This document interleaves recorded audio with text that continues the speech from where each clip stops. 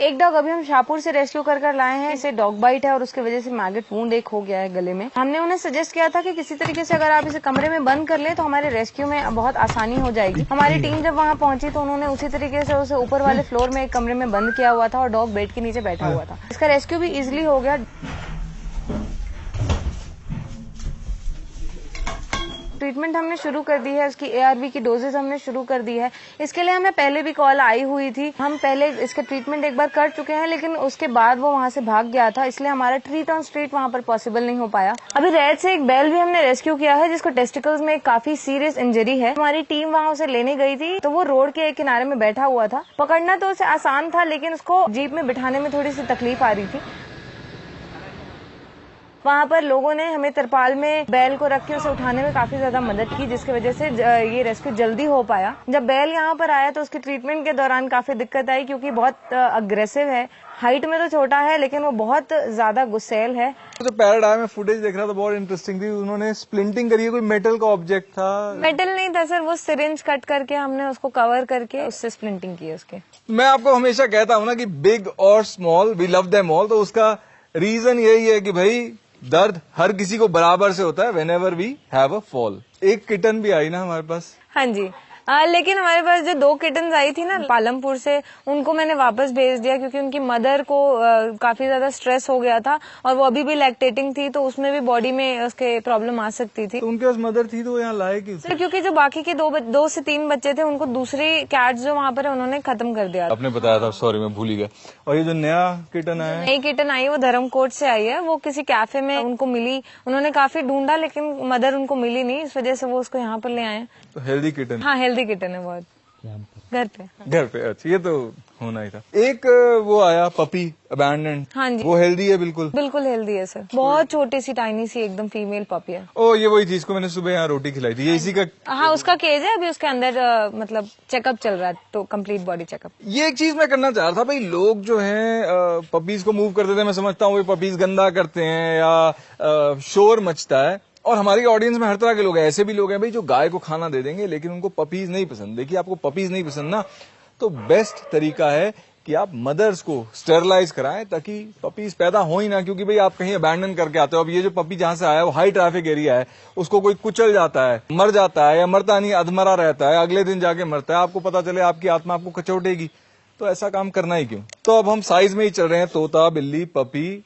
एक बछड़ा है आपके पास जिसको बड़ी गंदी चोट लगी हुई है, अप्पू जैसी। बछड़ा नहीं है, बैल है, पर वो बछड़े के साइज का ही है ना? हाँ उसको काफी ज्यादा सीरियस इंजरी है।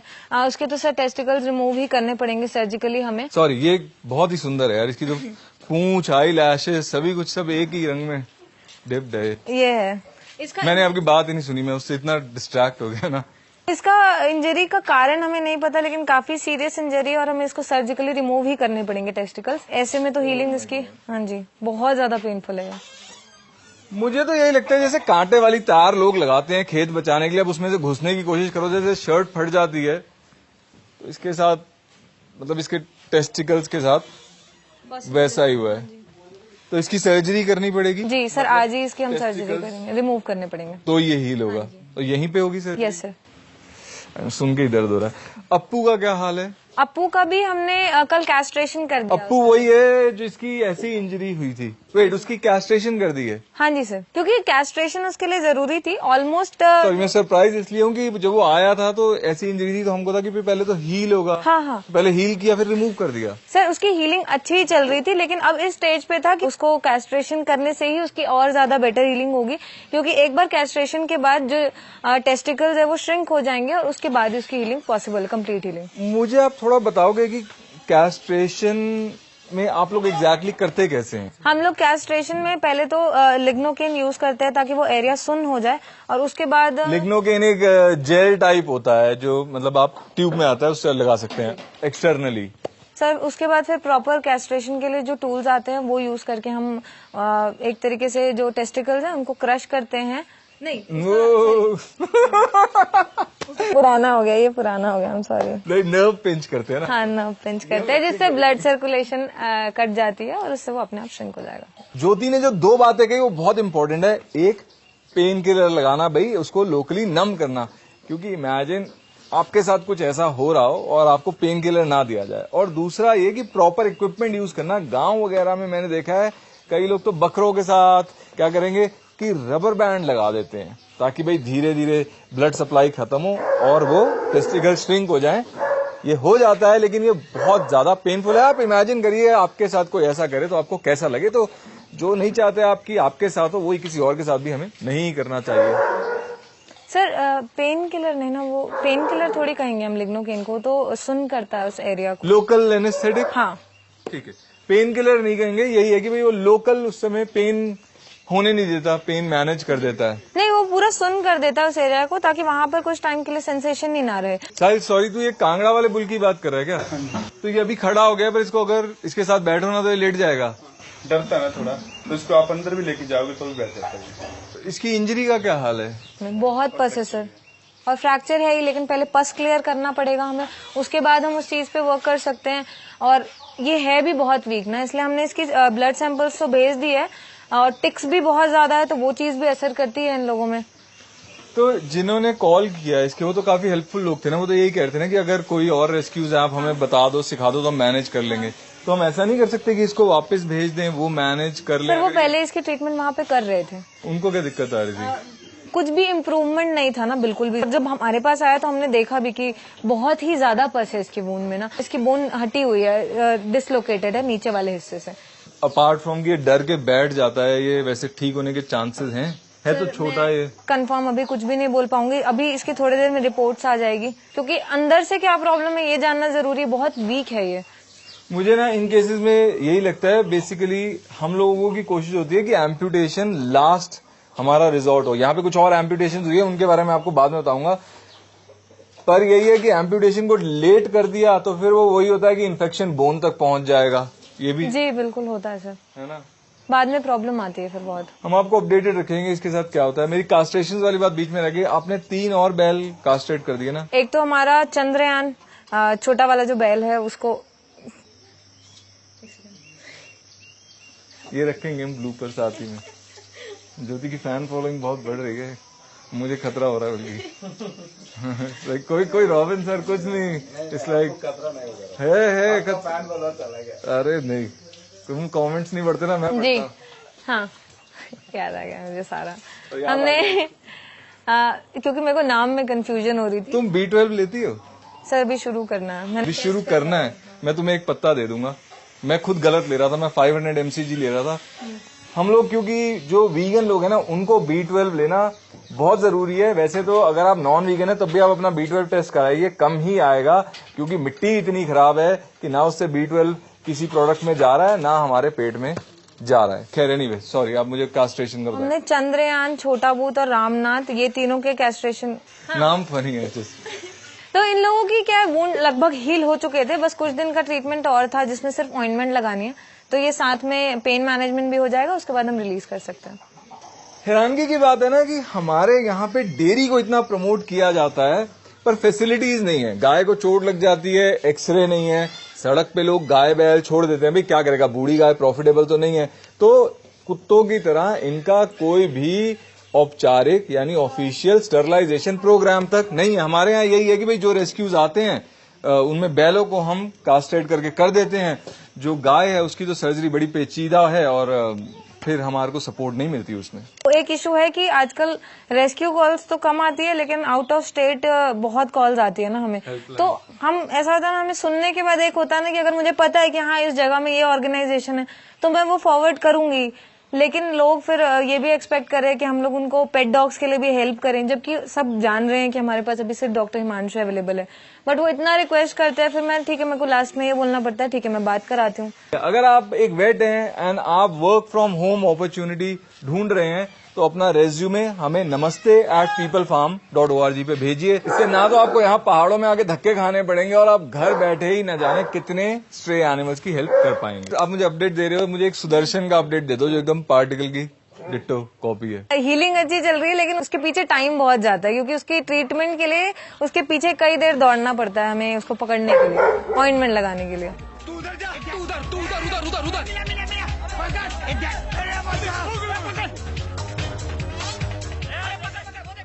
उसकी इंजरी बिल्कुल पार्टिकल जैसी है, इसीलिए आप उसके मुंह पे पट्टी बांध रहे हो और मजल नहीं बांध रहे ना, क्योंकि मजल पे पीछे हाँ, लगेगा मजल तो नहीं लगा सकते उसको। पोल एंड रोप भी नहीं काम करेगा। और ये भी हिंदी म्यूजिक सुनता है सर अभी तो सारे म्यूजिक सुनते हैं तो शांत भी रहते हैं। अभी तो हमारे यहाँ पे क्लासिकल म्यूजिक चलता है जिससे सब शांत रहते हैं। और एम्प्यूटेशंस का मैंने अभी लोगों को कहा था, मैं बताऊंगा। अब 3 एम्प्यूटेशन जी सर, हमने 3 एम्पुटेशन की। एक तो आयुषी जो हमने धर्मशाला से रेस्क्यू किया था, जिसके लिए हम 1.5 महीने से उसको स्प्लिंटिंग करके रख रहे थे कि शायद बोन हील हो जाए, लेकिन बोन पूरी तरीके से टूटी हुई है ना, तो हमने फिर बेटर समझा कि हाँ इसके एम्पुटेशन ही अभी कर दी। तो उसकी स्किन ठीक है, जैसे आपने स्प्लिंट खोला? हाँ सर, स्किन ठीक है ना, उसमें स्मेल आने लगती है क्योंकि गर्मी है। हम वो तो चलो हम रोज बैंडेजिंग ओपन करते थे, लेकिन अगर हम नहीं करेंगे या और कोई ऐसी चीज होगी, इम्प्रूवमेंट नजर आती तो हम रुकते, लेकिन इम्प्रूवमेंट नहीं थी, इसलिए हमने एम्पुटेशन फाइनल किया। कैनल में सर R3 में है वो भी।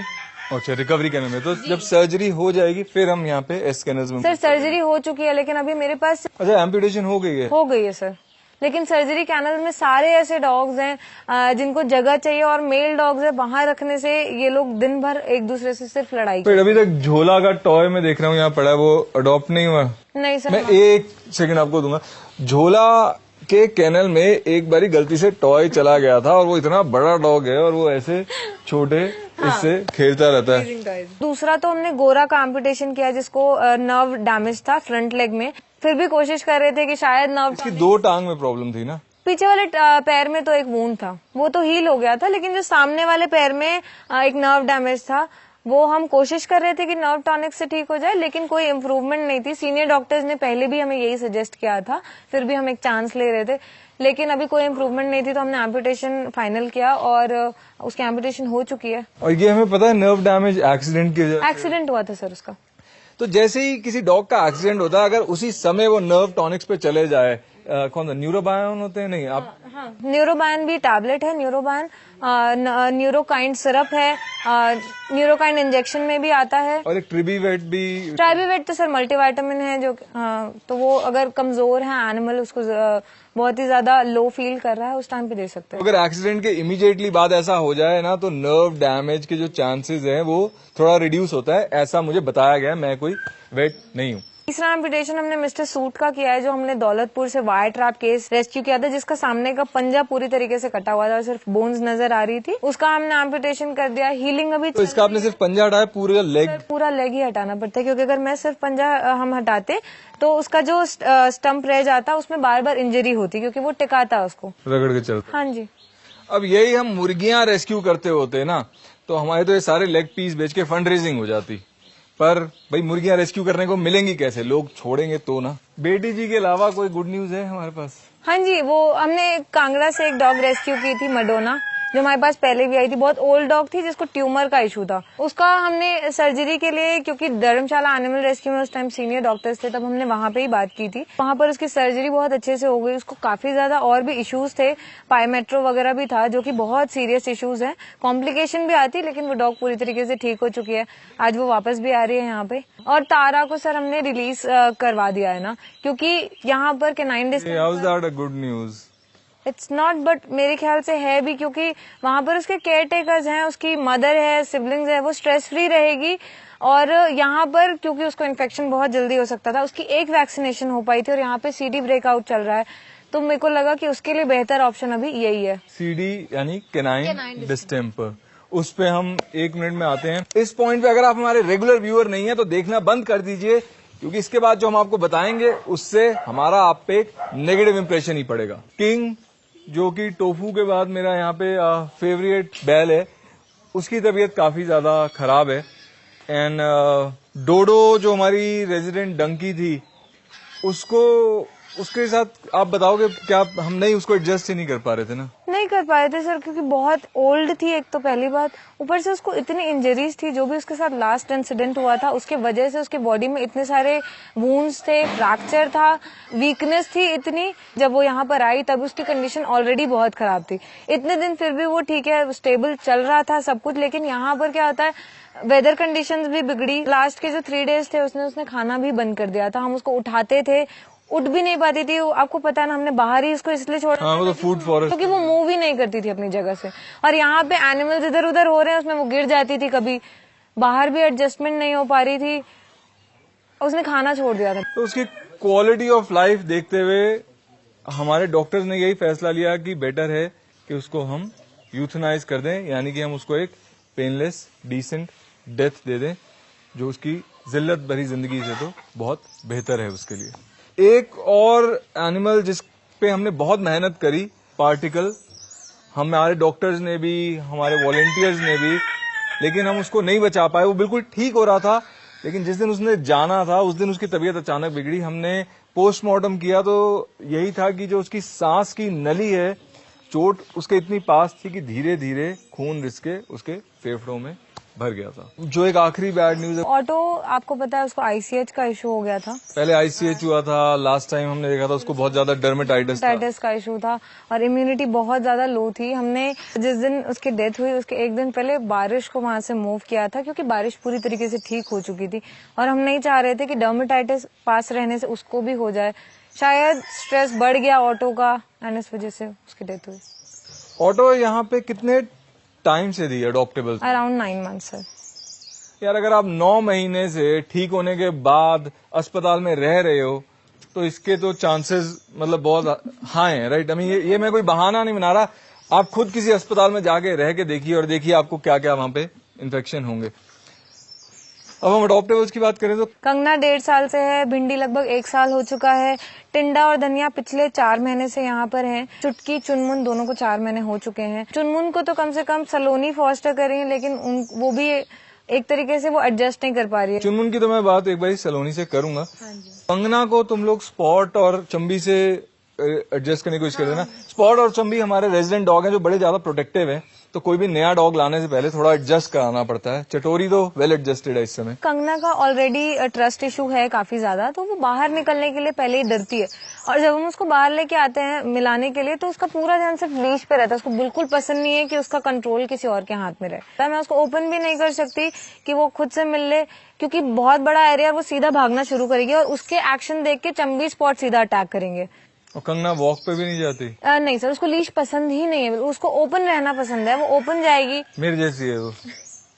तो ये प्रॉब्लम आ रही थी और चंबी स्पॉट को हम अंदर ला नहीं सकते। दूसरा हम नरगिस का भी ट्राई कर रहे थे, लेकिन उसके साथ एक सेकंड सॉरी, एक तो मैं आपको ये बता दूं कि हम इन डॉग्स को अपने डॉग से इंटीग्रेट कराने की कोशिश इसलिए कर रहे हैं कि जो हमें कॉल्स आ रही हैं दूर दूर से आ रही है। साउथ इंडिया से हमें अडॉप्शन के लिए बहुत कॉल्स आ रही हैं, लेकिन वहां पे हम डॉग्स भेज नहीं सकते, और नॉर्थ से हमें नरगिस, कंगना, इन सब के लिए कॉल्स नहीं आ रही हैं। तो नरगिस की क्या इंटीग्रेशन है? सर नरगिस पपीज के साथ एडजस्ट कर लेती है, लेकिन बड़े डॉग्स, क्योंकि वो बहुत डोमिनेटिंग है, बहुत यंग है अभी, तो बड़े डॉग्स के साथ उसको अभी मैनेज करने में हमें प्रॉब्लम। स्पॉट चंबी से लड़ती है? बिल्कुल, बहुत ज्यादा डोमिनेटिंग है, वो सीधा उन पर अटैक करती है, तो वो टाइम ही नहीं मिलता कि हम उनको थोड़ा भी शांत करवा सकें। मुझे जो तुमसे सवाल था वो ये था कि चुनमुन को तुम 2 महीने से फॉस्टर कर रही थी, ये तुमसे अटैच हो गई, तुम इससे अटैच हो गई, फिर ये मुझे केनल्स में क्यों नजर आती है, जबकि तुम्हें पता है कि यहाँ पे इसको इन्फेक्शन हो सकता है? क्योंकि मेरा प्रायोरिटी था कि चुनमुन को मैं एक तो उसके कंडीशन से बाहर निकालूं। वो बहुत सॉरी एक सेकंड, जो कंडीशन जो इसकी आंख में इंजरी थी, आंख में इंजरी थी, उसके टंग में एक कट था, एक्सीडेंट हुआ था इसका, तो एक्सेसिव ब्लीडिंग की वजह से इसको एनीमिया भी हो गया था, ब्लड लॉस था, वीकनेस था, बहुत सारी चीजें थी। तो उसके लिए हम तभी हमने सोचा कि इसका हम फॉस्टरिंग करेंगे, ताकि पर्सनल अटेंशन जब मिलेगा इसे तो ये ठीक हो सकती है, जो कि वो हुई। काफी बड़ी भी हो गई है। मेरे घर में इतनी जगह नहीं है, मैं ऑलरेडी एक कैट को फॉस्टर कर रही हूँ, और चुनमुन जैसे बड़ी हो रही है, ज्यादा शैतान हो रही है, तो उसे घर में रखना पॉसिबल नहीं हो पा रहा था। इसीलिए ज्योति से कंसर्न जताने के बाद उसने कहा कि उसे अडॉप्टेबल्स में ट्राई करते हैं। तो तुम इसको क्यों नहीं अडॉप्ट कर लेती? अगर ये अडॉप्ट नहीं होती है जब तक मैं यहाँ पे हूँ, तो मैं इसे घर ले जाऊंगी अपने। मैंने वो तो सोचा है, लेकिन मेरा प्रेफरेंस यही रहेगा कि मैं एक फॉस्टर पेरेंट बनूं, ताकि मैं चुनमुन जैसे और पपीज को फॉस्टर कर सकूं, उनको उनका हेल्थ, उसके वेलबींग में सपोर्ट कर सकूं और फिर उनका अडॉप्शन करवा सकूं। ये सलोनी का अच्छा पॉइंट है कि भाई जो डॉग्स रिकवर कर गए हैं उनको सड़क पे जाने से पहले ये उनको एक चांस दे सकती है। अगर ये एक डॉग को अडॉप्ट कर लेती है तो ये चांस वो देना बंद कर सकती है। तो अगर आप फॉस्टर नहीं करते रेगुलरली तो आप चुनमुन को अडॉप्ट करने के लिए हमें कॉल करिए 9882161677। ये सारा सामान हमारे स्पीडी स्टरलाइजेशन प्रोग्राम के लिए है। कल सुबह यानी कि सोमवार सुबह हम वहां चले जाएंगे, सामान आएगा 2 दिन बाद। कल हमारे साथ जाएंगे सिर्फ केनल्स, वहां जाके क्या होता है ये सब आपको दिखेगा हमारे यूट्यूब और इंस्टाग्राम स्टोरीज पे। हाँ, एक चीज और, अगला अपडेट हो सकता है 1 या 2 दिन लेट आए, तो आप हमें कमेंट्स में बताइएगा कि आपको फर्क पड़ता है इस बात से या नहीं।